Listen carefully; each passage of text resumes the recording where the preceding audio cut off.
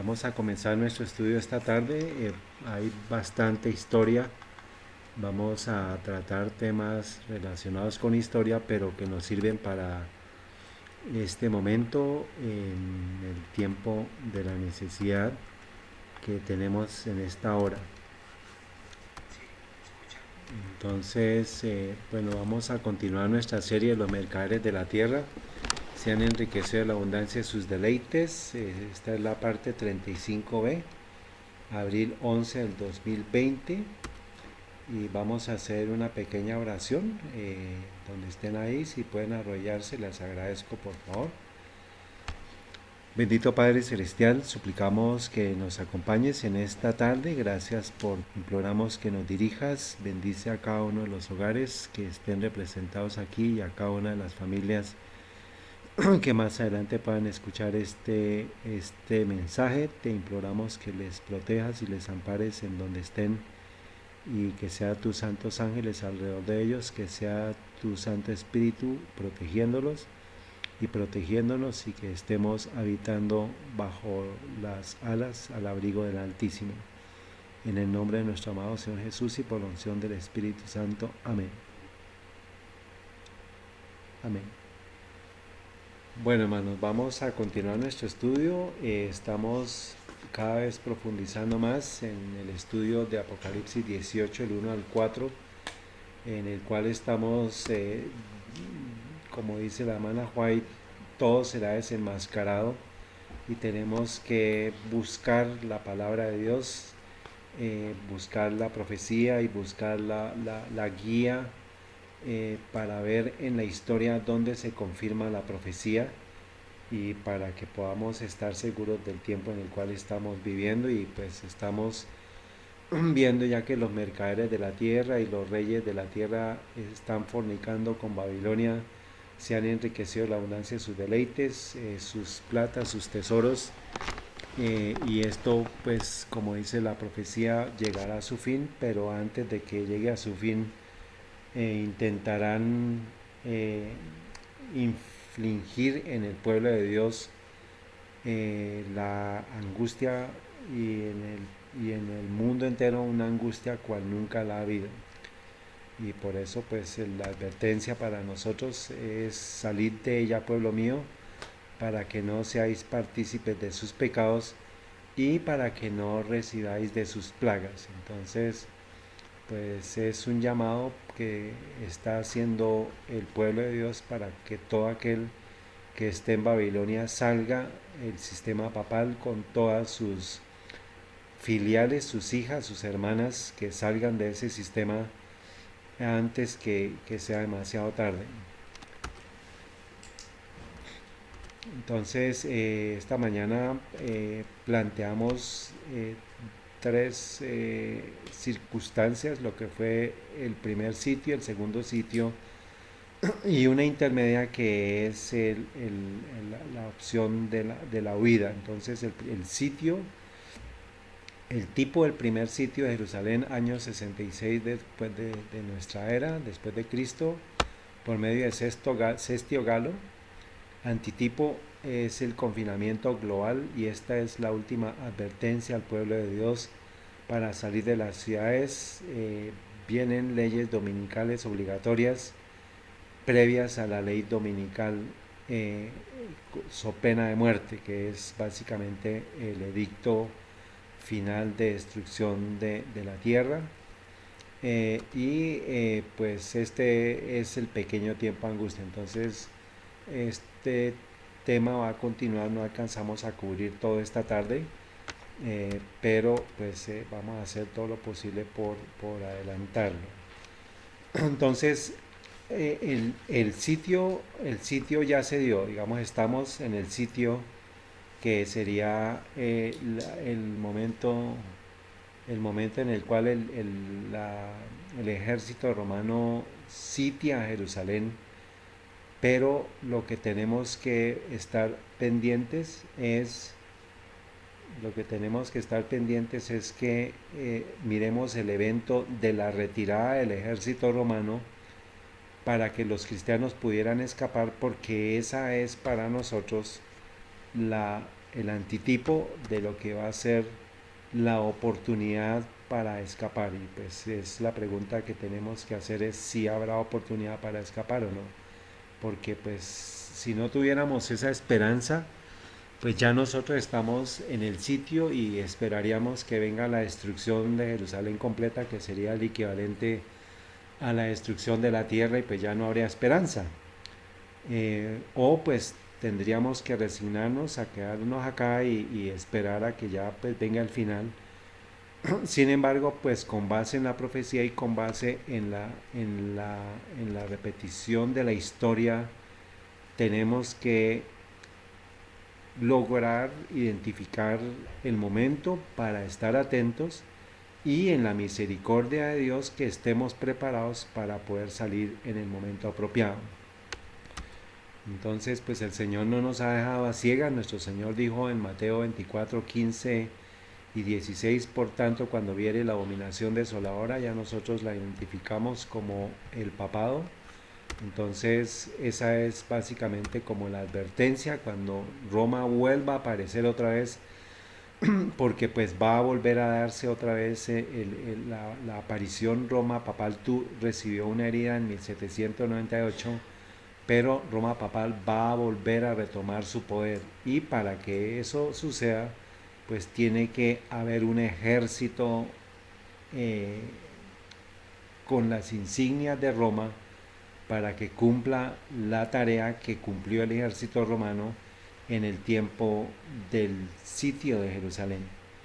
Y dice aquí que fue dicha por el profeta Daniel. Aquí está citando pues Daniel 8:13 y 14, y que estará en el lugar santo. El que le entienda, nosotros estuvimos estudiando que es el sitio al sábado con relación a lo que pasó en el tiempo de Nehemías, en el cual los mercaderes trajeron las mercaderías a Jerusalén en sábado. Entonces ese es el sitio, digamos, es básicamente eh, que los mercaderes de la tierra van a traer las mercaderías de Babilonia a tratar de introducirlas en el pueblo de Dios y tratar de profanar el sábado en el pueblo de Dios. Esto lo podemos entender como la ley dominical, o sea, es el ataque al sábado, es el sitio, es el cierre que se le va a dar, no al sábado como un tiempo, sino a los guardadores del sábado,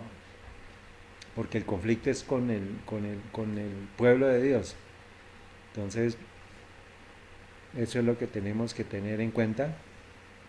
Y por eso dice la instrucción: entonces los que estén en Judea huyan a los montes. Entonces, este tiene que ver con el contexto de la ley dominical. Por eso es que surgió la abominación desoladora después del Imperio Romano, de Roma pagana, y ahora Roma pagana, Roma papal, recibe una herida mortal como de muerte en 1798, y ahora está en el proceso de reconstrucción de su poder. Pero para reconstruir ese poder necesita un ejército para que haya para que estamos en el sitio, y ahora vamos a ir estudiando cuál es ese ejército. Y pues la palabra de Dios nos dice, Lucas 21:20, digamos como la correspondencia de Mateo está en Lucas, dice: y cuando veáis a Jerusalén rodeada de ejércitos, sabed entonces que su destrucción está cerca. Entonces los que estén en Judea huyan a los montes, que es lo mismo que está diciendo aquí. Los que estén en Judea huyan a los montes, y los que estén en medio de ella váyanse, y los que estén en los campos no entren en ella. O sea que se tiene que esperar, ya el ejército está, que está a nivel mundial, se ha dado esa instrucción de confinamiento, de sitio, pero pues si seguimos la historia tenemos que esperar lo que sucedió en el tiempo de nuestro Señor, del sitio de Jerusalén. En Apocalipsis 13:11 vimos que ahí está la manifestación, digamos, está la conexión del ejército que va a tener Roma papal para que pueda ejercer de nuevo todo el poder. Por eso dice Después vi otra bestia que subía de la tierra, que es Estados Unidos, y tenía dos cuernos semejantes a los de un cordero, pero hablaba como un dragón. Entonces, vamos en la siguiente presentación vamos a hablar mucho de lo que es la transferencia del, del poder perseguidor del dragón, que en sentido primario es Satanás, y cómo se ha transferido ese poder a través de las generaciones, a través de la historia, a esos poderes perseguidores. Entonces, por ejemplo, eh, bueno, ahorita lo vamos a mirar. No alcanzamos, lo tenemos que dejar para la próxima vez. Por ejemplo, les adelanto algo con relación al poder perseguidor. Por ejemplo, Babilonia, la Biblia lo menciona como un dragón. Egipto fue un poder perseguidor y lo menciona como un dragón. Roma pagana fue perseguidor y lo menciona como un dragón. Roma papal es un poder perseguidor, también lo menciona como un dragón. Roma, luego el siguiente poder que se seguirá en la lista de bestias y de poderes mundiales es Estados Unidos, y pues aquí ya le está diciendo hablaba como un dragón y ejerce todo el poder de la primera bestia, que es la primera bestia, pues es Roma papal. ¿M? Y en presencia de ella, o sea que van a estar en conjunto, y lo estamos viendo ahorita. Estados Unidos y el sistema papal están presentes y están con un poder mundial, están con la supremacía mundial, lo que habla el Papa, lo que dice el Papa, lo que habla Estados Unidos, lo que habla Donald Trump, y hace a la tierra y a los moradores de ella adorar la primera bestia. O sea que este poder, al convertirse de un cordero, pasar a ser un dragón, es una nación que profesa ser cristiana, pero va a terminar hablando como dragón, o sea, con un poder perseguidor, y va a hacer que la herida de muerte sea sanada del sistema papal. Entonces, este es el ejército. Estados Unidos es el ejército que va a rodear al mundo para que se imponga la ley dominical.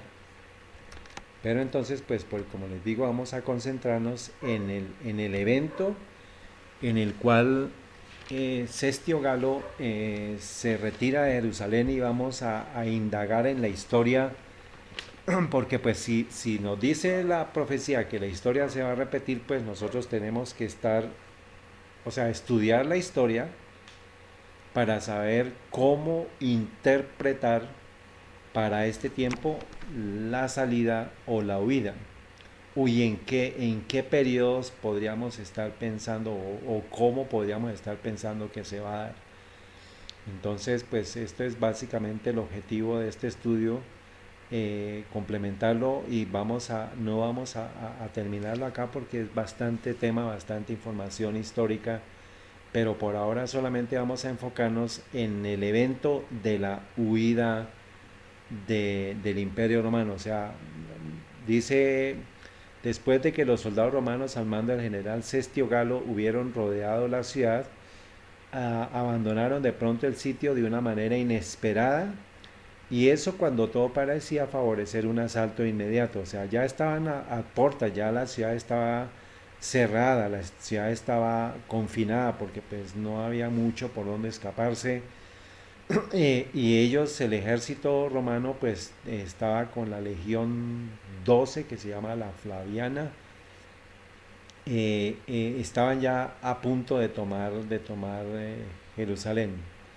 Y de un momento a otro, dice, de una manera inesperada, se van. Entonces perdía ya la esperanza de poder resistir el ataque. Los sitiados estaban a punto de rendirse, cuando el general romano retiró sus fuerzas sin motivo aparente para ello.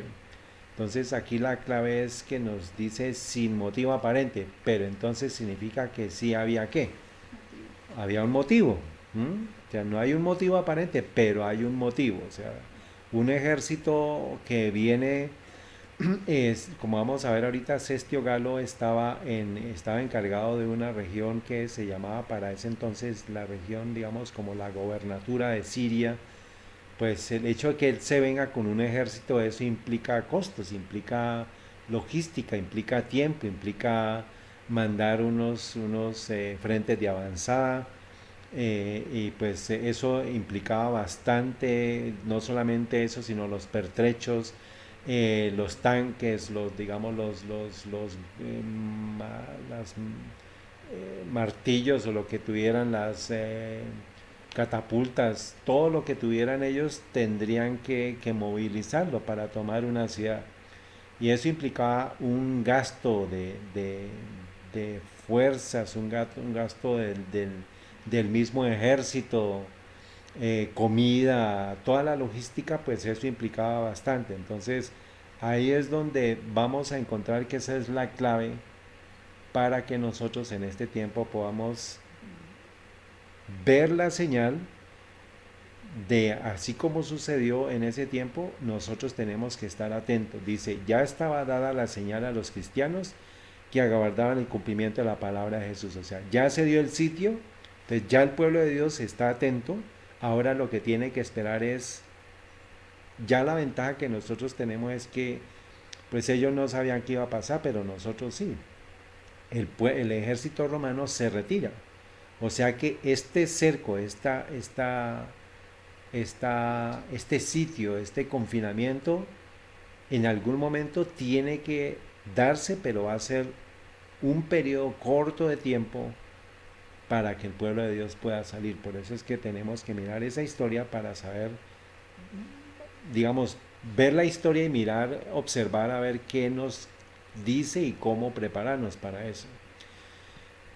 Ya estaba dada la señal a los cristianos que aguardaban el cumplimiento de las palabras de Jesús y en aquel momento se les ofrecía una oportunidad que debían aprovechar para huir, conforme a las indicaciones dadas por el Maestro. Y si nos dice nuestro Señor que la historia se va a repetir, que lo que sucedió en Jerusalén será al final también para nosotros, pues tenemos que considerar los tres eventos. El evento del sitio, el segundo es la huida del pueblo, digamos, la retirada del ejército romano. Y el tercer punto es ya el regreso del ejército romano para destruir a Jerusalén. Entonces, por ahora nos vamos a enfocar en el segundo, que es el momento de la huida. O sea, ¿por qué huye? ¿Por qué el ejército romano se retira? Y esa va a ser la señal para nosotros, para poder salir. Entonces, eh, esto es básicamente las preguntas que nosotros debemos hacernos y decir, bueno, ¿y por qué pasó esto? ¿O por qué se dio esto? Y el Señor va a respondernos. ¿Mm? Entonces dice, los sucesos que se desarrollaron de modo tal que ni los judíos ni los romanos hubieran podido evitar la huida de los creyentes. O sea que en medio de esa oportunidad que se dio, pues el ejército romano estaba, digamos, estaba ocupado en retener al ataque de los judíos a la retaguardia romana y los judíos estaban dedicados a atacar a los romanos. O sea que esa fue la oportunidad que se le dio al pueblo de Dios. Entonces esto tenemos que verlo en términos de los conflictos, de las guerras, de las confrontaciones que puedan darse como parte de las opciones que vamos a tener que estar analizando y observando. Por eso es que nuestro Señor dijo, velen y oren, o sea, estén pendientes. Los conflictos, entonces, el ejército romano tipo es el que atacó, el que destruyó a Jerusalén, pero tenemos que llegar a encontrar al antitipo,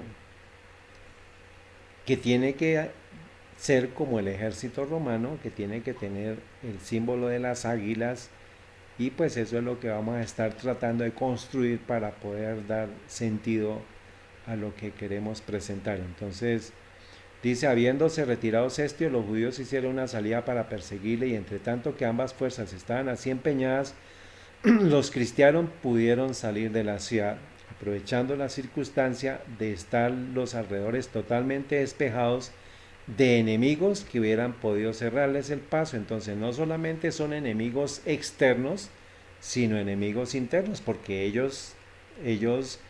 los enemigos internos, ¿cuáles eran? Pues los judíos que no iban a permitir que los cristianos huyeran, porque pues no eran amigos, luchaban, eran enemigos entre ellos.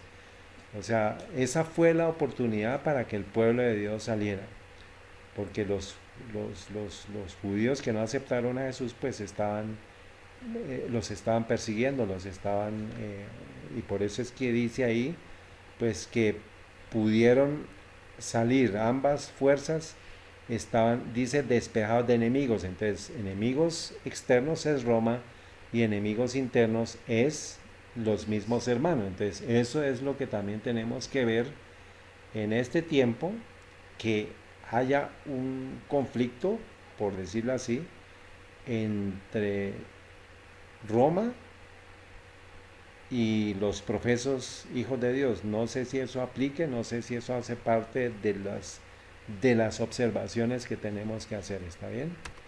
Pero vamos a mirar la parte de Roma como tal. Entonces, como hemos dicho, es necesario estudiar, entender la historia, porque la historia se repetirá y pues esto tiene que ver con el día de oración falso. Eh, entonces, pues es básicamente lo que tenemos que hacer, es todo asociado con la ley dominical, con el domingo obligatorio, con la marca la bestia, que es el domingo obligatorio, y pues estudiar esas fases que nos tenemos que entender, que hay una fase es previa al edicto de la muerte. Esas son las leyes dominicales que no nos van a permitir ni comprar ni vender, que nos van a restringir el movimiento, y después vendrá ya la ley dominical a muerte, que eso ya es el segundo sitio.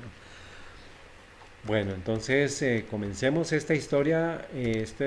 Vamos a tomar ciertas referencias históricas, entre ellas Flavio Josefo, que fue el historiador de Tito cuando Tito vino a hacer la toma de Jerusalén por segunda vez. Entonces, pues estas fuentes son muy confiables, pero pues hay otros historiadores que tenemos que usar. Entonces, empezamos una historia, habla de Gessius Florus. Gessius Florus era el gobernador de Jerusalén en el momento, el gobernador romano, como por decir Poncio Pilato, en el momento en que estaba siendo tomada Jerusalén en el año 66. Dice, a este último Gessius Florus, Josefo atribuye una buena parte de la responsabilidad, como veremos, en el desencadenamiento del conflicto, que fue una revuelta que hubo de los celotes dentro de Jerusalén, y por eso fue que vino el Imperio Romano, eh, por eso fue que vino el ejército romano a tratar de sofocar esa rebelión. Entonces dice, da la impresión de que en Josefo se apunta la conjunción de dos factores. Por un lado, el radicalismo celote, mantenido y alentado a partir del rechazo al censo confeccionado en época de Quirino, o sea, mandaron a hacer un censo, y por otro, la acumulación corrupta de procuradores que alcanzan su clímax con el último de ellos, que fue Gesio Floro, perdón. Entonces Gesio Floro es un procurador que pues eran muy corruptos. Josefo hace alusión al constante a un tipo de procurador nefasto, inculpándolo gravemente en el desencadenamiento de una crisis irreversible que en buena medida parece buscada a propósito por él mismo. O sea, es un plan de desestabilización del mundo, desestabilización de esa zona, y pues parece que dice que pues que había mucha corrupción, había muchos robos, muchas extorsiones, y dice que Floro fue lo peor, ¿no? Y pues como muchas veces conocemos, por ejemplo, en la historia moderna, que pues se planean las guerras, ¿cierto? Se planean las guerras para generar colapsos económicos, para ya volver otra vez a arrancar en ceros. La banca mundial, por ejemplo, ahorita Estados Unidos está pues colapsado económicamente, están buscando guerras, y todo eso es el ambiente que había en ese momento. Entonces lo maravilloso es cómo estamos viendo que ese tipo de cosas están dándose justo en este tiempo. Dice, buscando de forma consciente la sublevación para tapar y desviar sus iniquidades ante su máximo superior, el emperador. O sea, eh, eh, buscando encender la guerra, ordena extraer 17 talentos del tesoro del templo. Aquí están las referencias históricas. Y al estallar el conflicto siempre latente entre la población greco-siria y judía de Cesarea Marítima, para Josefo uno de los detonantes que lleva al comienzo de la guerra, no parece que el procurador haga nada para encauzar el problema, sino todo lo contrario.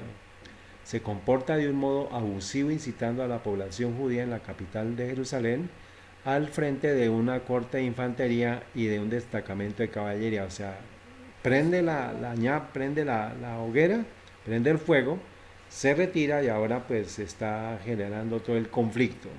Eso es extraordinariamente parecido a lo que está pasando ahorita. Y eso es la política de Estados Unidos, ya es el dragón, ¿no? Ya no es una nación cristiana, sino una nación que le gusta el conflicto, que le gusta poner las guerras, que le gusta incitarlas. Dice, provocando una masacre, pues se habla de 3.600 muertos y haciendo que la tropa romana actúe con una crueldad hasta entonces desconocida. Esto está tomado del origen de la revuelta judía contra Roma, año 66. Sigue diciendo, dice, no contento con ello, mientras sacerdotes y notables se esfuerzan por encaminar una situación que se torna cada vez más difícil y se inclina peligrosamente hacia la revuelta abierta, y además lleva camino de desbordarse, alentada por los más radicales, Hesio Floro intentó reavivarla de nuevo. Así pues, las dos cortes que desde Cesarea Marítima se presentan en Jerusalén fueron enviadas con el objetivo de incitar a la población, no correspondiendo al saludo de sus gentes, provocando y atacando a la multitud.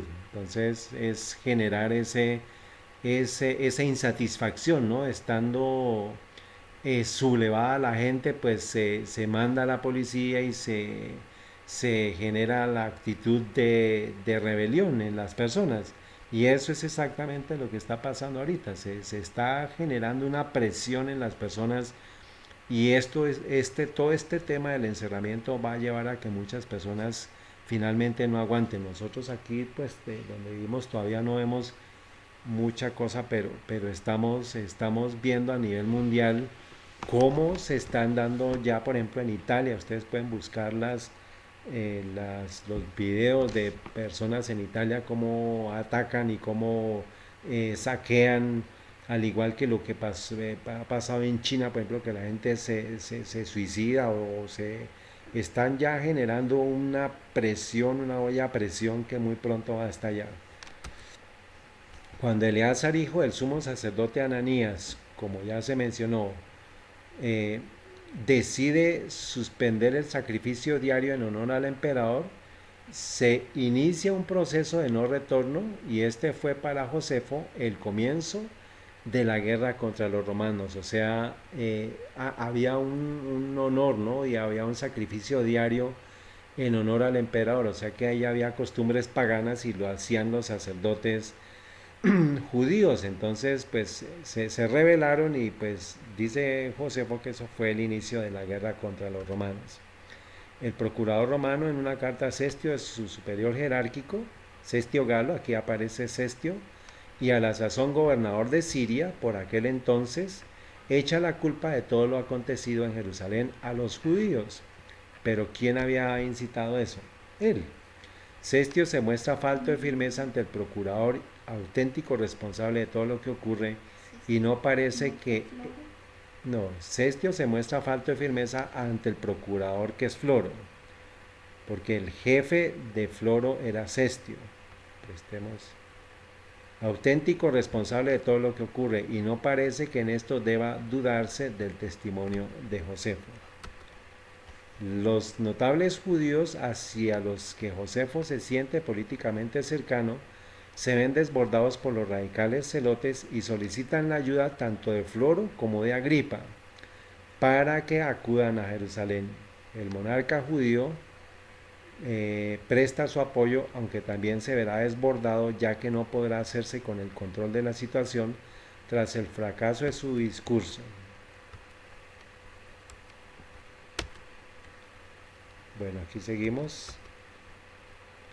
Floro por su parte no hace nada y Josefo interpreta que para él fue una estupenda noticia. Dice, como quería que estallara la guerra, no dio ninguna respuesta a los embajadores, dejando así que los acontecimientos siguieran la peligrosa pendiente del desorden y la violencia. Así es lo mismo que está pasando ahorita, o sea, el gobierno prende la chispa, se prenden las revoluciones, se prenden por la acumulación de cansancio, de la gente agotada, estresada, y pues después se retiran y dejan que las cosas sigan en el curso de la violencia. Así cuando se desata abiertamente esta última en Cesarea entre ambas comunidades siria y judía, Gesio Floro captura de entre los judíos a los que huyen y los lleva encadenados a astilleros. Se desatan también los odios en otras ciudades donde habitan sirios y judíos, verdadero anticipo de la abierta rebelión posterior. Las tropas enviadas por Agripa a Jerusalén, un amplio destacamento de unos 2000 jinetes, solo permite a los notables hacerse con el control de una parte limitada de la ciudad, mientras los rebeldes, Eleazar a la cabeza, se hacen con la zona baja y el templo. Y durante 7 días se prolonga la matanza entre grupos de combatientes, además con la ayuda de los sicari. Entonces, de allá de esa época es que viene la palabra sicario. Los rebeldes van desbordando a las fuerzas del rey, que se tiene que replegar a la ciudad alta. Posteriormente prenden fuego a la casa del sumo sacerdote Ananías, al palacio de Agripa y Berenice. ¿Y quiénes son estos personajes? Recuerdan de Pablo. Pablo, muy bien, a los archivos y edificio que contenía documentación relativa a contratos y préstamos, y por último asaltan la Torre Antonia, sucesos que acontecen aproximadamente a mediados del mes de agosto. ¿De qué año? 66. Estamos en agosto del 66, entonces aquí él mismo nos lo está diciendo, el origen de la revuelta judía contra Roma, año 66. Y esto lo encontramos, Agripa y Berenice son los que están en la época de Pablo, cuando Pablo es tomado preso y Pablo apela al César. Primero se presenta ante Festo y luego lo manda a Agripa, que Agripa pues era como el gobernador completo, ¿no? El rey, era el rey de esa época. Entonces dice, pero como Pablo apeló para ser reservado, Hechos 25-21, como Pablo apeló para ser reservado por la audiencia de Augusto, mandé que le guardasen hasta que le enviara a César. Entonces Agripa dijo a Festo, yo también quisiera oír a ese hombre, y él dijo, mañana le oirás. Y al otro día viniendo Agripa y Berenice con mucha pompa, y entre tanto en la audiencia con los tribunos, y entrando en la audiencia con los tribunos y principales hombres de la ciudad, por mandato de Festo fue traído Pablo. Aquí vamos a ver, de pronto no sé si dejé, pero Agripa y Berenice eran hermanos, para que lo sepan. Dice, los rivales entre los rebeldes se patentizan en el enfrentamiento entre los partidarios de Eleazar y los Monahem, hijos de Judas el Galileo. Este último se había apoderado de la fortaleza de Masada y de las armas depositadas allí en época de Herodes. Acude a Jerusalén y a comienzos de septiembre prosigue el asedio, con el asedio a la tropa romana. Entonces dice, acude a Jerusalén y a comienzos de septiembre prosigue con el asedio a la tropa romana que estaba en Jerusalén. Pero tras la ejecución del sumo sacerdote Ananías, los seguidores de Eleazar aprovechan que Manahem sube al templo a rezar para proceder a su captura, torturarlo y matarlo. Finalmente los partidarios de Eleazar acaban totalmente con la guarnición romana tras una falsa promesa de capitulación que no cumplen. La situación era tan grave, Jerusalén en manos de los rebeldes, que se hacía necesaria la intervención directa del gobernador de Siria, Caius Cestius Gallus, quien reúne una fuerza cuantificada entre 17.000 y 20.000 hombres. Entonces el tema era un ejército considerable, ¿no? Quien al fracasar, aquí ya pues menciona este autor dice, quien al fracasar, aquí volvemos, quien al fracasar también dio paso a las campañas de Vespasiano y Tito, años 67, años 70, futuros emperadores. Entonces aquí la historia lo da como un fracaso, ¿cierto? Los acontecimientos fueron del siguiente modo y comienza él a relatar los datos. Las tropas de Cestio se dedican al pillaje en Galilea, asedian por mar y tierra a Jope y su caballería efectúa razias en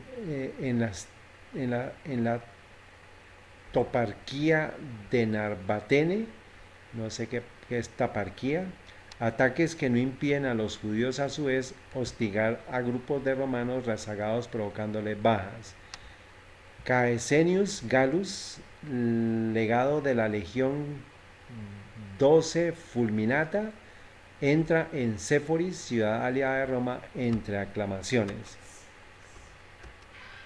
Cestio Galo, en su desplazamiento hacia Jerusalén, recorre Antípatris, Lida y acampa en Gabaón, a 50 estadios de Jerusalén, donde sufre ataques por parte de los judíos.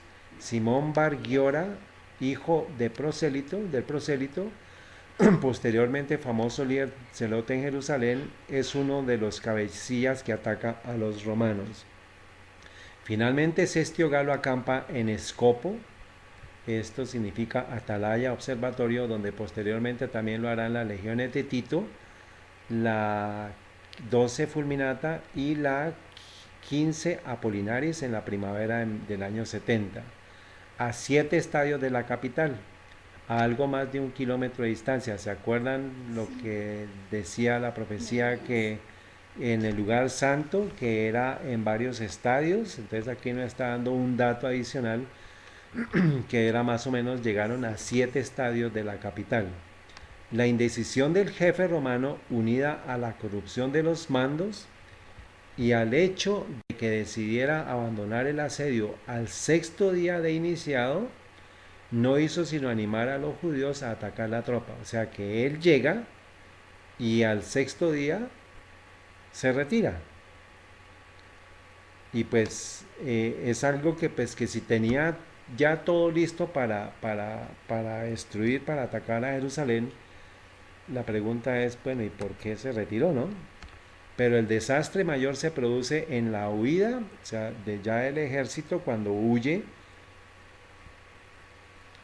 hacia Bet Orón, y en el paso por los desfiladeros de Bet Orón superior a Bet Orón inferior, teniendo que abandonar los romanos buena parte de sus máquinas de asedio. Entonces lo que tenemos que preguntarnos es, ¿qué razón había para que Cestio Galo abandonara y de esa manera pues estaba comprometiendo casi que la integridad de la legión completa? Porque pues estaban dejando un poco de maquinaria y de asedio y de municiones y pues personas del ejército, que parte del ejército murió. Dice, las pérdidas romanas en esta retirada fueron importantes: 5.300 soldados de infantería y 480 de caballería, o sea que en total como 5.800, casi que un cuarto, un tercio del ejército en sí. Este grave contratiempo pudo haber tenido lugar el 25 de noviembre del año 66, o sea, nos da la fecha del 25 de noviembre del 66, y dice que duró 6 días y a los 6 días se retiró, o sea que comenzó el asedio o el sitio el 19 de noviembre del año 66. La Legio 12 Fulminata perdió además su emblema, el águila, y aunque no fue disuelta debido a la valentía de 400 de sus hombres que cubrieron la retirada, sí sufrió un importante desprestigio, del que intentó resarcirse posteriormente cuando fue incorporada al ejército de Tito con vistas al asedio de Jerusalén en el año 70. Eso es lo que nos cuenta parte de la historia, pero la pregunta que tenemos que seguir llevando es, bueno, cómo está, o sea, por qué se dio la orden de retirada? Entonces, un ejército de 20.000 hombres, pues no es fácil que el general, teniendo ya todo listo, pues diga, vámonos. Entonces, pues es parte de lo que tenemos que seguir estudiando. Entonces, este es el escudo de armas de la Legión 12, la Fulminata. Aquí vemos el águila y vemos algo interesante que es un escudo que nos habla de las letras SPQR, ¿sí? Eso lo vamos a ver más adelante en el estudio, pero por ahora les digo que SPQR dice es un acrónimo de una frase en latín Senatus Populus que Romanus, que significa el Senado y el pueblo romano. ¿Por qué? Porque ellos pues exaltaban mucho el tema del Senado y lo usaban a partir de lo que era la base de ellos, que era pues el pueblo romano, era el que elegía a los senadores y pues era el sostén de todo el imperio y por eso pues ponen senatus y senado y pueblo romano. El águila romana era el animal nacional y adorna el estandarte de cada legión. Un abanderado llevaba el águila con ellos y si el estandarte caía o se perdía, tenía que ser recuperado a toda costa. Entonces esto es parte de lo que la historia nos dice, que ellos perdieron ese escudo, o sea, se cayó como el escudo de armas, ¿no? Pero pues tiene que ver con Roma, con águilas, entonces eso es parte de también lo que lo vamos a ver más adelante en la historia. Entonces, el resumen es el asalto de la Torre Antonia por parte de los celotes ocurre en agosto 15 del 66. Cestio Galo coloca el estandarte idolátrico en Jerusalén el 19 de noviembre del 66 y el 25 de noviembre se retira de manera inesperada. Entonces recuerden por favor estas fechas y la vamos a ver más adelante. Algo que sucede, que está asociado por ejemplo con agosto de lo que se dio en agosto, que fue el asalto de la Torre Antonia.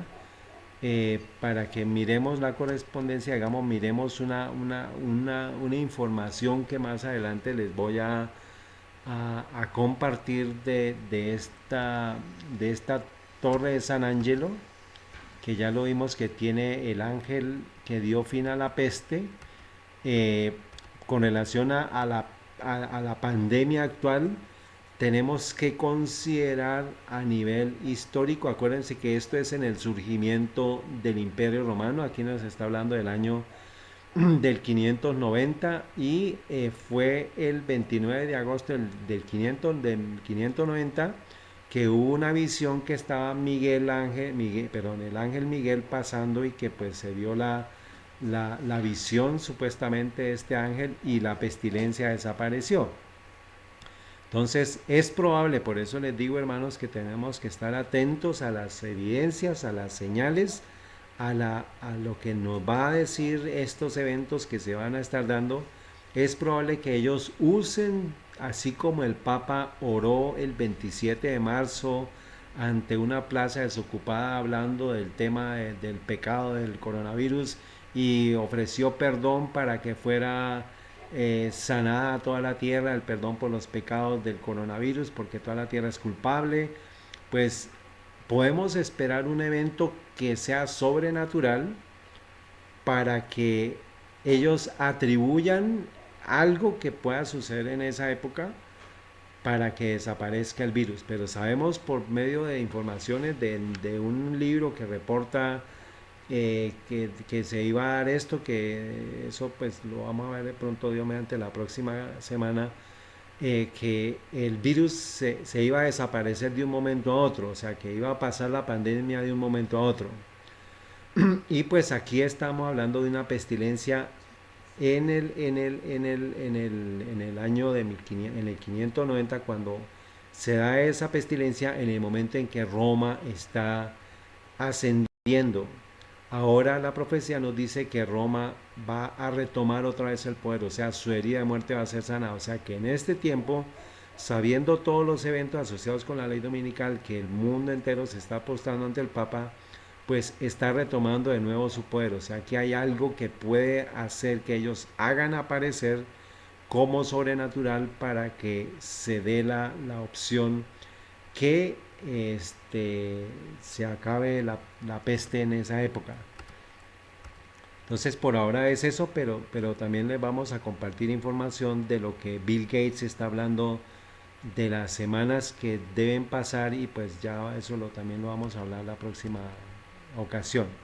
Entonces siguiendo con la historia, este es otro libro, este ya es Josefo, La Guerra Judía, volumen 2, tomo 1b, dice, Josefo hace el mismo punto de nuevo en su más completa descripción de la muralla de Agripa en el numeral 553. La ciudad podría no haber sido tomada si el proyecto inicial de Agripa hubiera sido comprendido, como lo fue incluso Cestio Galo en su abortivo de octubre del 66. Entonces aquí está colocando la fecha de octubre del 66, o sea que este primer historiador menciona que él, digamos, puede ser que esté correspondiendo al tiempo en el cual el imperio, esta legión fulminata llega, habla es de octubre y este otro historiador menciona noviembre, o sea que es entre octubre y noviembre que se está dando ese evento. Este aviso es también porque apoya uno de los principios básicos de la guerra, la virtud y la fuerza tanto de los judíos como de la ciudad capital. Incluso sin el muro de Agripa, los comandantes romanos reconocen repetidamente la dificultad de la tarea a la que se enfrentan. Tito, después de su entrada en la ciudad, se maravilla de sus defensas y confiesa que no podía haberla tomado sin ayuda divina. O sea que esto es parte de lo que está diciendo Josefo, que pues Dios intervino en el modo de cómo ellos llegaron allá. Al mencionar el sitio, aquí Josefo anticipa su historia dramática, quizás ya conocida en general por su audiencia, de las fuerzas en retirada de la derrota del legado sirio Cestio Gallus, un punto de inflexión en el movimiento de los judíos a la guerra. En este lugar, por el contrario del paralelo que carece de la secuela que sobre Cestius, simplemente dice que el presente asalto ocurrió alrededor de 100 estadios de Jerusalén, aproximadamente a una distancia exacta para el bajo Beit Horon, aunque el sitio no tiene nombre. Entonces, bueno, por ahora es como otra fuente de información. Dice, las fuerzas romanas penetraron en Jerusalén en noviembre del año 66 de la era actual. Este es de otro historiador, hasta el tiempo del fin, Roberto Zelaya Figueroa, llevando consigo sus insignias idolátricas y después atacaron el muro del templo por el lado norte. Los judíos estaban horrorizados al ver a los soldados paganos profanando el lugar más sagrado de su religión. De súbito, sin razón aparente, cuando todo parecía indicar que Jerusalén caería con facilidad, el ejército romano retrocedió. Los judíos insurrectos persiguieron a las tropas en retirada, pero solo hasta ¿qué? ¿Hasta dónde? ¿Hasta dónde?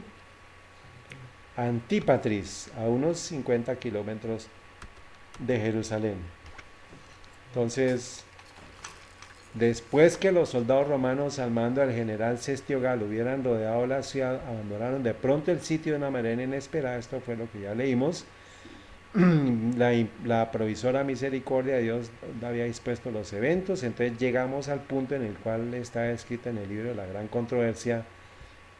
Dice, ya estaba la señal a los cristianos que aguardaban el cumplimiento de las palabras de Jesús, y en aquel momento se le ofrecía la oportunidad que debían aprovechar para huir conforme a las indicaciones dadas por el maestro. Entonces, dice, los sucesos se desarrollaron de modo tal que ni los judíos ni los romanos hubieran podido evitar la huida de los creyentes.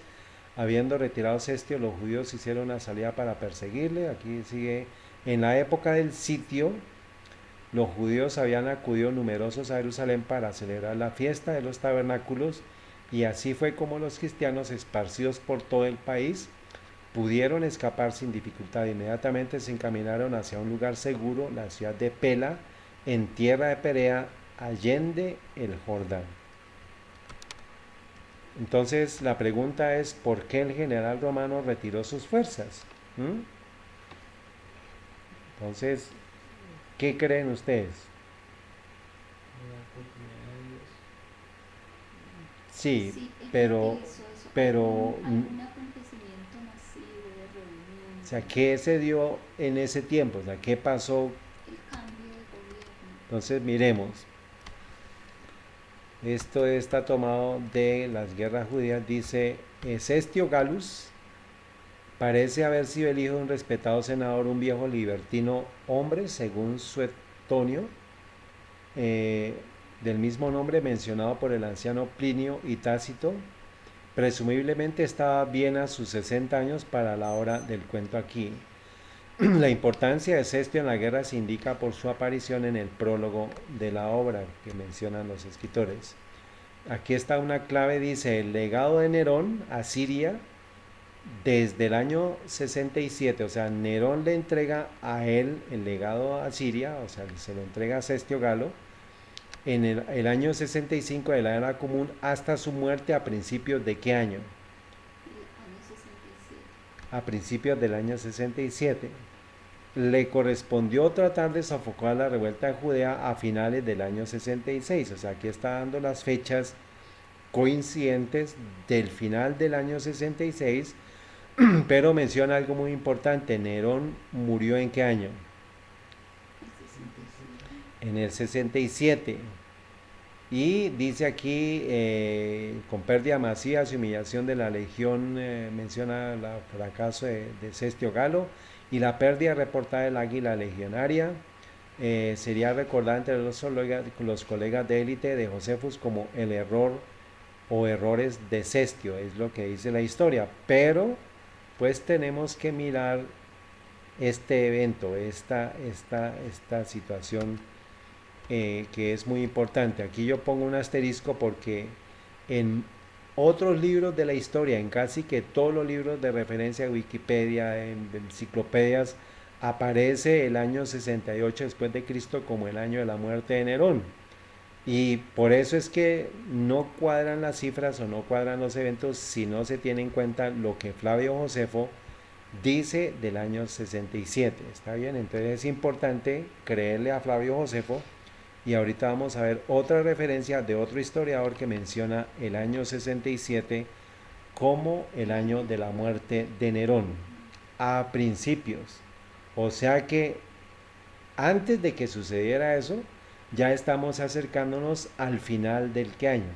66. Del 66, que fue cuando fue la revuelta en Jerusalén y fue cuando fue llamado Cestio el Galo general Cestio Galo. a Roma. No sabemos, o O sea, sea, se lo retiró. retiraron. ¿Mm? Entonces, dice el final de la última esperanza de evitar la guerra por las consecuencias de la muerte de Cestio, derrota por los romanos, los rebeldes de Judea y la élite en la búsqueda de la paz. Ven, aquí están las referencias históricas. Esto es el mapa de Roma imperial en ese momento. Estaban las provincias, estaba Hispania, estaba Galia, o sea, la región de Francia, estaban los germanos, estaba Tracia, acuérdense que aquí todavía no se ha dividido el imperio romano, está Asia, está Macedonia y está Mauritania, que era en la parte superior de África. Y aquí vemos pues que este Cestio Galo tenía toda esta región de como vigilancia, ¿no? Porque era el gobernador, Así. el general gobernador de Siria. Bueno, que pues se llamaba Asia y se llamaba, pues estaba toda esta región. Ahora, hay otra historia, hay otro libro de historia que es la ¿qué? La biografía de Nerón, Muerte, ajá. en la cual nos habla del capítulo 13, nos dice Galba, su historia y su providencia, pero nos habla del título, el capítulo 13, el fin de Nerón. El sucesor de Nerón en la línea de los emperadores romanos era Galba. Galba, aunque un hijo de una de las más ilustres familias de Roma, nació en España y era alrededor de 40 años mayor que Nerón, siendo ahora sobre los 70, mientras que Nerón apenas era de cuántos años, 30, 30 más 30 uno, años, y el otro ya pues 40, llegaba a los 70, 70. ¿no? Tenía 40 años de diferencia. Durante toda su vida Galba había sido un comandante muy distinguido y había ascendido de un puesto de influencia y honor a otro, hasta que se convirtió en uno de los personajes más considerados del Estado. Nerón lo nombró al mando de una provincia muy grande e importante de España. En esta ocasión Galba permaneció algunos años y estuvo aquí atendiendo regularmente a los deberes de su gobierno. En el momento en que Nerón regresó de su expedición a Grecia, el propio Galba y todos los demás gobernantes a su alrededor sintieron la misma indignación por las crueldades y crímenes de Nerón. Dentro de los crímenes, ¿quién fue muerto por Nerón? Pablo. ¿Y quién más? Y Pedro. Ujú. Y el mismo desprecio por su baja y degradante vanidad y locura que prevaleció tan generalmente en Roma. De hecho, los sentimientos de exasperación y odio contra el tirano comenzaron a extenderse universalmente por todo el imperio. La gente de cada barrio, de hecho, parecía estar lista para la insurrección. Entonces, esto es parte también del escenario que tenemos que estar contemplando en el Roma actual, en el imperio, como ya lo vimos, pues ya es Estados Unidos el que le va a dar de nuevo el dominio al sistema papal, como la insurrección va a estar prevaleciente en este tiempo. O sea que eso es parte del panorama que debemos estar viendo, la insurrección en Estados Unidos, como parte de las señales que en su momento en Roma estaba dándose cuando el ejército de Roma se retira del sitio. Entonces es parte de las señales, por eso les digo, por favor, presten atención, no se me duerman. Allá los que estén en línea, sé que de pronto esto es mucha historia, pero necesito que ustedes presten atención, porque como les dije, esto es para que ustedes tomen decisiones racionales, no emotivas, no emocionales. Entonces, todo el caldo de cultivo en Roma estaba para que hubiera una revolución por las exageraciones y las locuras y Y la la vanidad. vanidad degradante. Entonces, eso es parte de lo que quizás podamos estar percibiendo de, de lo que está pasando en este momento con Estados Unidos, con sus líderes. eh, eh, Algo que nos deja de ver eso, cómo está pasando, cómo se está levantando esa insurrección. Ustedes ven que por medio del coronavirus, pues mucho del alboroto que se va a dar es precisamente por eso, por la falta de comida, por la falta de suministros, por la falta de, digamos, de respeto de los entidades hacia las personas, la intromisión a lo que estuvimos estudiando esta mañana, de la parte de que no se pueda mover, de que no se pueda decir, de que no se pueda hablar, de que no se puedan reunir. Todo eso es un caldo de cultivo para una insurrección. ¿M? Mientras las cosas estaban en este estado, un mensajero llegó un día a la corte de Galba de un cierto cacique de los galos llamado Julio Vindex. Este mensajero vino a anunciar a Galba que Vindex se había sublevado contra el gobierno romano en la Galia, de donde era gobernador Galba. ¿M? Declaró, sin embargo, que era solo el poder de Nerón al que Vindex pretendía resistir, y prometió que si Galba asumía el mismo el mando supremo, Vindex le reconocería su lealtad y haría todo lo posible para promover su causa. Al mismo tiempo que este mensajero venía de Vindex, otro venía del gobernador romano de la provincia de la Galia, donde residía Vindex, para informar a Galba de la revuelta. O sea, ya Galba estaba enterado por dos lados de la revuelta del general Julio Vindex, y pedir un destacamento de las tropas para ayudarle a deponerlo. Galba convocó un consejo y estableció el asunto ante ellos. Esto es, perdón. Entonces aquí está el capítulo, vamos en el mismo capítulo del capítulo 13, pero aquí año 66, debate en el concilio, Galba se une a Vindex, entonces estamos en el año 66. Galba quedó muy impresionado con la sabiduría de un consejo que le da un cónsul romano, le dice, igual de traicionero, dijo, dudar y vacilar en enviar tropas para sofocar la revuelta es como lo sería rebelarse abiertamente, y Nerón lo considerará así. Y esto le quedó, pues el consejo le quedó sonando a Galba. Dime. O sea, el general, el cónsul le dice, es igual de traicionero dudar y vacilar en enviar tropas para sofocar la revuelta como lo sería rebelarse abiertamente. O sea, es igual que usted se rebele a que usted le mande, pero usted tiene que tomar la decisión, le dice el cónsul a Galba. Y pues Galba toma la decisión, dice, determinó secretamente unirse a Vindex y tomar medidas para levantar una insurrección general. Sin embargo, no se dio a conocer su determinación, no dio a conocer su determinación a nadie, sino que desvaneció el concilio sin declarar lo que había concluido hacer. Ahora estamos en el año 67, ¿cierto? O sea que en el año 66, al final, estamos viendo que hay una revolución. Y en Roma, en Galia, pero que está afectando todo Roma. Y el año 67 dice, noticias de la rebelión, encuentran a Nerón en Nápoles. ¿Mm? Poco después envió a todas las partes de la provincia y ordenó una reunión general de las fuerzas bajo su mando, esto es Galba, y de todo lo que se pudiera levantar en toda la provincia, exigiéndoles que se reunieran en un determinado punto de encuentro.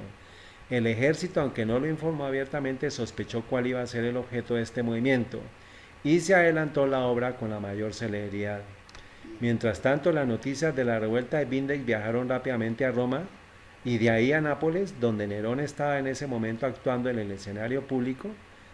Para que ustedes lo sepan, a él le gustaba cantar, ¿no? Y le gustaba mucho las artes, la lírica. Y pues en ese momento estaba él en el escenario público cantando.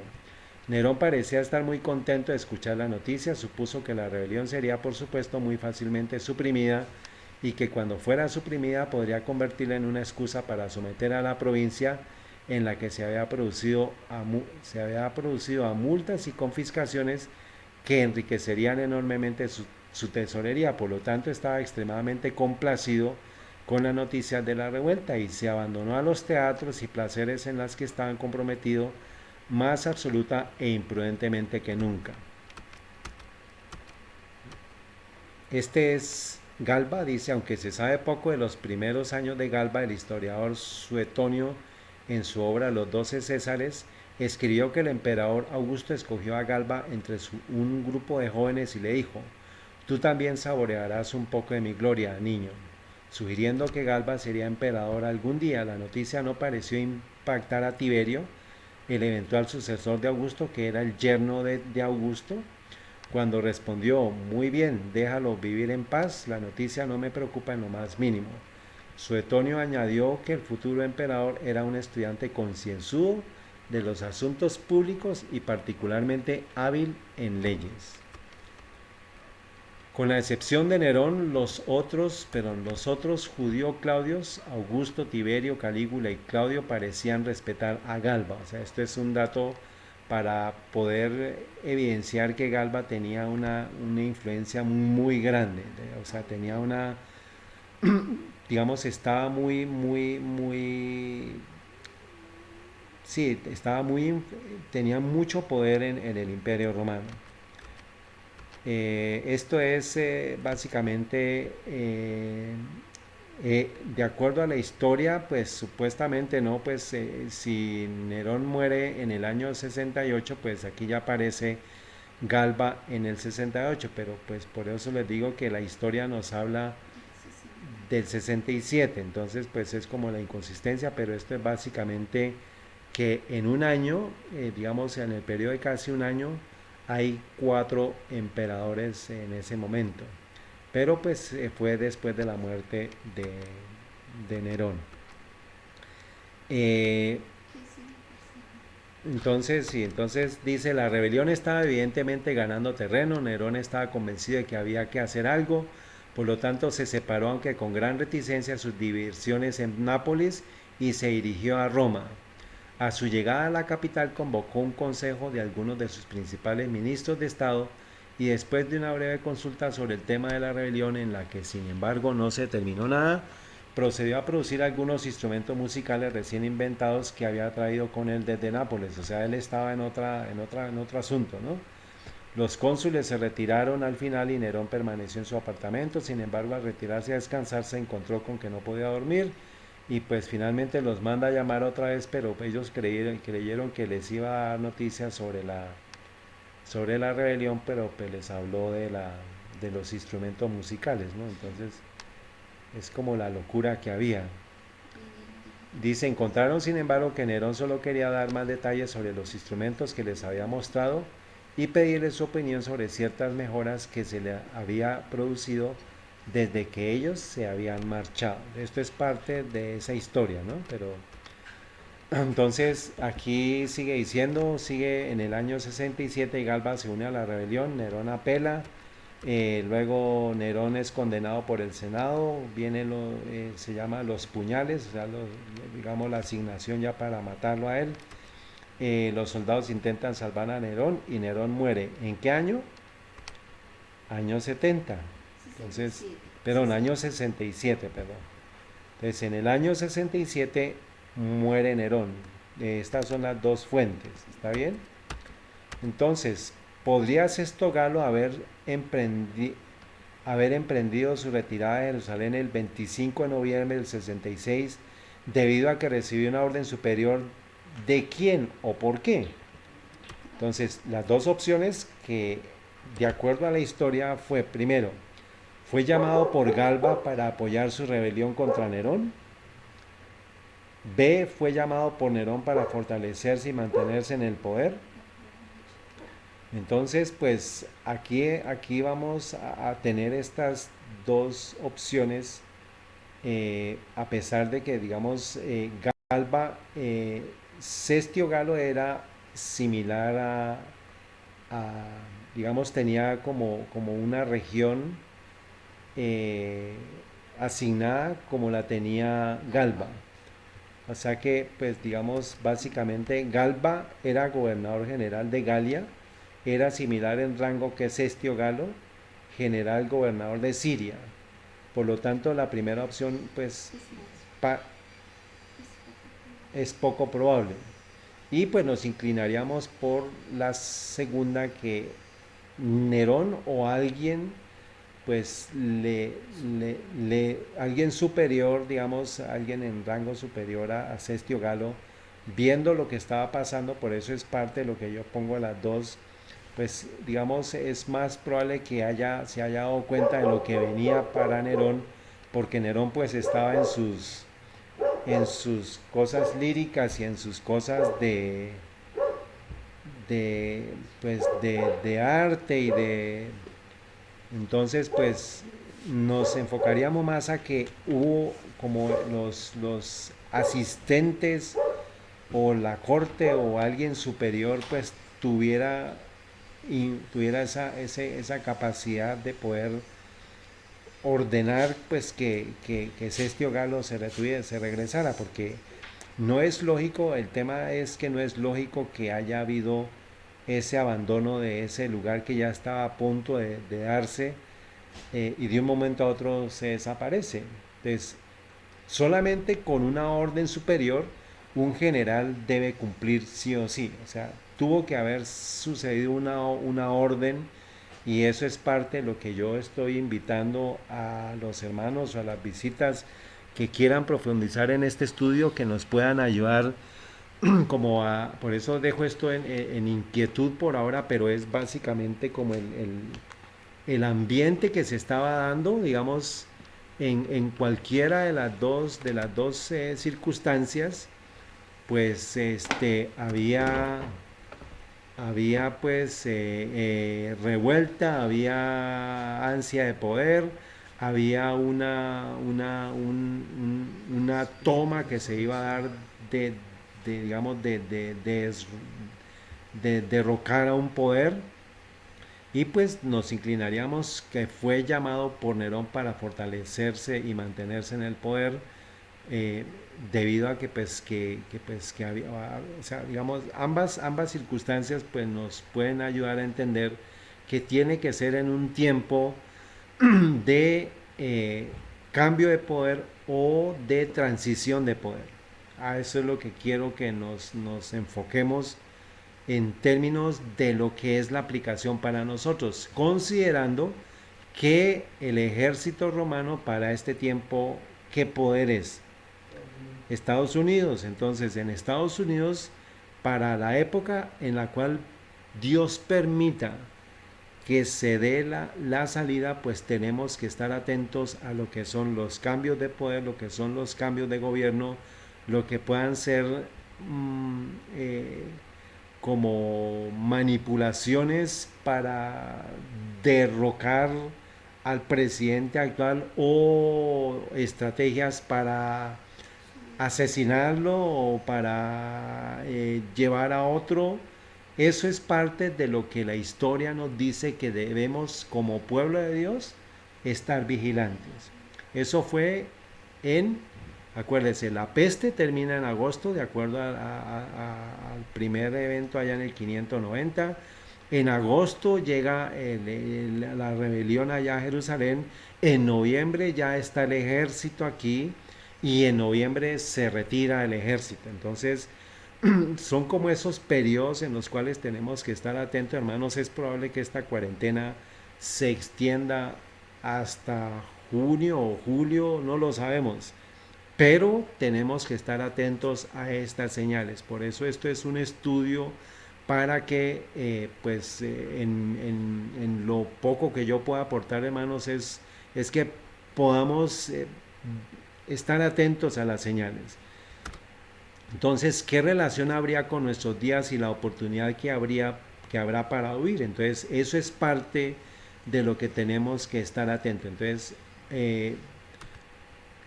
la respuesta la podemos encontrar en los libros de Daniel y Apocalipsis para lo que vamos a estudiar más adelante. ¿Por qué? Porque yo les dije a ustedes qué más vendrá en el 2020, eso se los dije a ustedes en diciembre 14 del 2019. Les dije año 20, año de no retorno. Enero 20, inicio del relevamiento falso. Marzo 13 del 2020, los 7 años del pontificado del poder jesuita. Este poder ya se está haciendo pasar como el José moderno, pero en realidad es un faraón malo, y es un faraón que va a hacer cosas terribles, y es el falso José que está llevando a toda la tierra a la pobreza. Y les dije a ustedes mayo 20 del 2020, pero se movió para ¿qué fecha? Para noviembre. O sea que tenemos que estar atentos a este tipo de señales, porque para esa época fue la retirada de ¿quién? Del ejército romano de Jerusalén. También para noviembre del 2020, 400 años del arribo del protestantismo en Estados Unidos. ¿Eso tiene que ver con nosotros? Claro que sí, porque es el evento en el cual los jesuitas están diciendo hemos conquistado a Estados Unidos. Y en noviembre 20 es la elección del presidente de los Estados Unidos. O sea que va a haber un cambio de gobierno o una prolongación del gobierno, pero eso va a generar una conmoción en Estados Unidos. Y eso puede ser la señal, hermanos, con base en las evidencias, comparando la historia, comparando todo lo que les acabo de decir, que puede ser la señal que va a permitir que el pueblo de Dios salga, mientras están enfrascados en las discusiones, en los conflictos, en todo lo que se va a levantar ahorita con todo con todo el tema del coronavirus, lo que pasó en Italia, lo que les digo, como se está levantando ese caldo de cultivo para una revolución en Estados Unidos, ese puede ser el momento para que el pueblo de Dios huya de las ciudades. Entonces, es mi intención, hermanos, que estemos en oración, estemos velando, orando, porque no sabemos el tiempo, pero lo que sí sabemos son las señales. Y eso tenemos que entenderlo, hermanos, a partir, aquí están hablando ya de que el tema de la cuarentena se va a demorar más allá de junio, y eso es parte de lo que tenemos que estar preparándonos, por eso es que tenemos que estar aprovisionándonos de lo que más podamos de alimentos, de semillas, lo que sea, porque no sabemos hasta cuándo vaya a durar esto, pero eso es parte de lo que les digo, que tenemos que estar avisados, que tenemos que estar... Esto es una estrategia de Satanás para acabar con el pueblo de Dios, por eso por ahora voy a dejar aquí, pero quiero recordarles estas fechas. Agosto 15, el 66, el asalto de la torre. Cestio Galo coloca el estandarte idolátrico el 19 de noviembre del 66 y Cestio Galo se retira a Jerusalén en el año 25 de noviembre del año 66. Entonces, para que lo tengamos en cuenta, y dice la historia del pueblo de Dios durante los siglos de oscuridad que siguieron a la supremacía de Roma está escrito en el cielo, aunque ocupa escaso lugar en las crónicas de la humanidad. Pocas son las huellas que de su existencia pueden encontrarse fuera de las que se encuentran en las acusaciones de sus perseguidores. La política de Roma consistió en hacer desaparecer toda huella de oposición a sus doctrinas y decretos. Trató de destruir todo lo que era herético, bien se tratase de personas o de escritos. Las simples expresiones de duda u objeción acerca de la autoridad de los dogmas papales bastaban para quitarle la vida al rico o al pobre, al poderoso o al humilde. Igualmente se esforzó Roma en destruir todo lo que denunciase su crueldad contra los disidentes. Pero todo eso está escrito ¿dónde, hermanos? Escrito en el cielo. Los concilios, igualmente, los concilios papales decretaron que los libros o escritos que hablasen sobre la particular fuesen quemados. Antes de la invención de la imprenta eran pocos los libros y su forma no se prestaba para conservarlos, de modo que los romanistas encontraron pocos obstáculos para llevar a cabo sus propósitos. Y la noticia, hermanos, en medio de todo lo que estamos estudiando, tenemos que tener claro, Babilonia va a ser destruida, Babilonia va a caer finalmente, y por eso tenemos que estar fortaleciéndonos, preparándonos, exhortándonos, motivándonos, ayudándonos, orando unos por otros, ayunando, para que el Señor nos muestre, y tenemos que empezar a pedir desde ya, hermanos, como lo hemos hecho, y pero pues más insistentemente, como dice nuestro Señor, oren para que su huida no sea ni en invierno ni en sábado. Entonces eso es parte de lo que tenemos que estar estudiando, y pues la profecía nos dice que este poder va a ser destruido, Apocalipsis 18, 19, y echaron polvo sobre sus cabezas, dieron voces llorando y lamentándose, diciendo, ay, ay de aquella gran ciudad, aquí están llorando los mercaderes de la tierra, en la cual todos los que tenían navíos en el mar se habían enriquecido de sus riquezas, porque en una hora ha sido desolada. Alégrate sobre ella, cielo, y vosotros santos apóstoles y profetas, porque Dios os ha vengado en ella. Y vi un ángel fuerte, tomó una piedra como una gran piedra de molino, y la arrojó en el mar, diciendo, con esta violencia será derribada Babilonia, aquella gran ciudad, y nunca más será allá. Eso es parte de otro estudio, pero por ahora sabemos que el final de Babilonia es destrucción, el final de Babilonia es asolamiento, y pues puede ser que ahorita estén planeando todos los planes satánicos, maquiavélicos, malévolos para acabarnos, pero tenemos que estar confiados que por encima de nosotros está el general de los ejércitos celestiales, nuestro Señor Jesucristo, con la espada desenvainada para defender al pueblo de Dios, y no con la espada desenvainada para acabar al pueblo de Dios como ellos lo pintan, Y eso es parte de lo que vamos a estudiar más adelante. Entonces lo que vamos a estudiar es el desarrollo de esa identidad de ese dragón como lo identifica la Biblia al ejército romano o a Roma pagana y cómo se fue transfiriendo esa identidad hasta llegar a Estados Unidos, que es la nación que dice que tenía cuernos de cordero, pero que iba a hablar como dragón. Entonces, esto es básicamente aquí quedamos, dejamos pendiente esto para el estudio de la próxima semana y para que pues sigamos también definiendo y detallando todas estas cositas de cómo se están dando en Estados Unidos y qué relación tiene que ver con las sociedades secretas, porque estos son símbolos paganos que los han ostentado, los han continuado las sociedades secretas. Entonces, pues que el Señor les bendiga, hermanos, que el Señor nos acompañe en esta semana y que pues tengamos un feliz fin de sábado y que comencemos la semana con la esperanza que podamos orar, que podamos estar en comunión como hermanos, como iglesia, ayudándonos, apoyándonos. Y pues oremos unos por otros, hermanos, aprovechemos los momentos de oración, las reuniones de oración que se programen para que pues no nos hallemos dormidos, sino que estemos velando y orando. Que el Señor les bendiga, una feliz tarde, una feliz noche, una feliz semana. Nos excusan por favor por los inconvenientes técnicos, estamos queriendo hacer el esfuerzo de poder entregar esta información.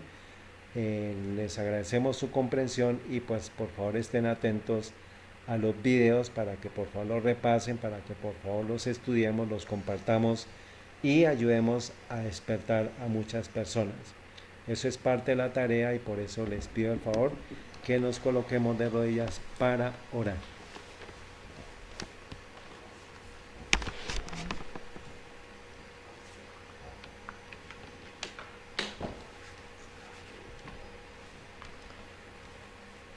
Oremos, bendito Padre Santo y Eterno, Creador del cielo y de la tierra, te damos gracias por la oportunidad que nos das de poder transmitir estos mensajes, de poder compartirlos, de poder ayudar a prepararnos y de poder ayudar a preparar a otros, que sea conforme a tu voluntad, que lo podamos haber hecho y que sea agradable ante tus ojos. Imploramos el perdón de nuestros pecados, suplicamos la transformación de nuestro carácter y que en esta semana podamos honrarte, podamos prepararnos cada día más para tu pronta venida.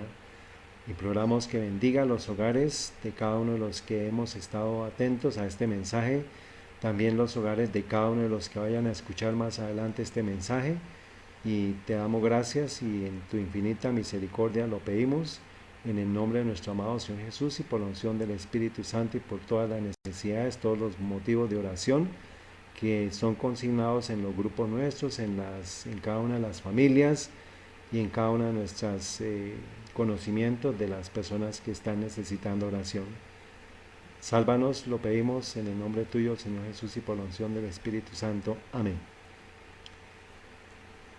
Una feliz noche para todos, una feliz semana, que el Señor les bendiga.